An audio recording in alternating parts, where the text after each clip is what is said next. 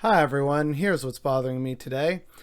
I talked about her in the last episode about Carrie Best and how Carrie Best was an ally of this woman, so I guess it's time to talk about the woman who is now proudly on our new $10 bill, Viola Desmond.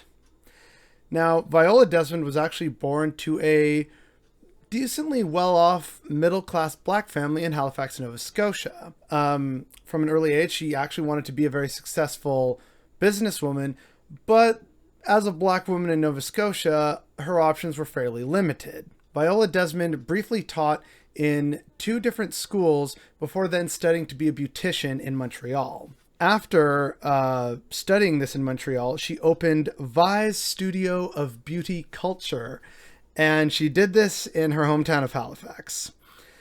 What was special about this was that this catered to black women for different needs for hair products, and also trying to give more of them access to beauty standards that were not otherwise available, especially because of racism and segregation that was going on. So, since this was a time of opportunity for women, especially black women in particular, Viola Desmond found this business to be very successful to the point that she then opened the Desmond School of Beauty Culture. Now, the Desmond School of Beauty Culture actually helped empower and employ a fair amount of black women, and they had like 15 or more graduates from this beauty school per year. So it was a great opportunity for black women to begin to turn themselves into successful, independent businesswomen. It was a good thing. So, she's there, she's being successful, and she's driving, I think, either to visit a friend or something. But all we know is that she's driving and her car breaks down in New Glasgow. And it's here in New Glasgow, while her car is broken down, that she decides to go see a movie in the meantime. And this brings us to her famous case. So, Viola Desmond was hoping to go to the movies, and she was happy enough to pay the extra 1 cent ticket tax to sit closer in the front rather than in the balcony. What she wasn't aware of was that New Glasgow was it had a policy of segregation, so black people and colored people had to sit in the balcony in the back, and the white people were all in the front. Now, at first she didn't understand this, so of course she's like, no, I can pay the penny, but the lady says, sorry, I'm not allowed to sell tickets to the front for you people.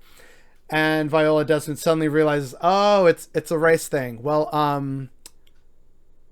forget that. And so she leaves a penny at the ticket counter saying, nope, I've paid it. She takes her ticket, she goes inside and sits down. And of course, all the white people are like, the audacity of this woman. And she has to be removed by the police. And she's actually removed somewhat forcefully. Like, I'm pretty sure she sustains an injury and they throw her in jail, which for her is just like, what the heck is going on? And she's very much annoyed and angry about the whole issue.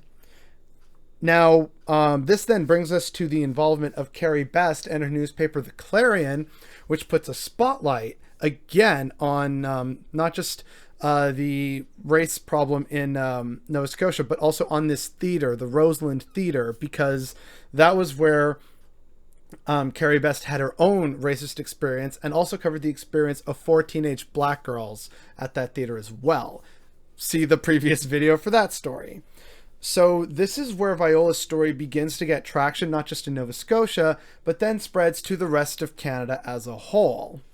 And so in 1954, after bringing all this to light and people issuing court challenges, segregation was legally ended in Nova Scotia, and that was an objectively good thing. I don't know if that also, like, how soon after that applied to the rest of Canada, but centuries of segregation were ended in Nova Scotia in 1954, which is something that absolutely should be celebrated. Now, unfortunately, though, because of this event and how she wanted to deal with it a certain way, and her husband wanted to deal with it a different way, her marriage did ultimately fall apart.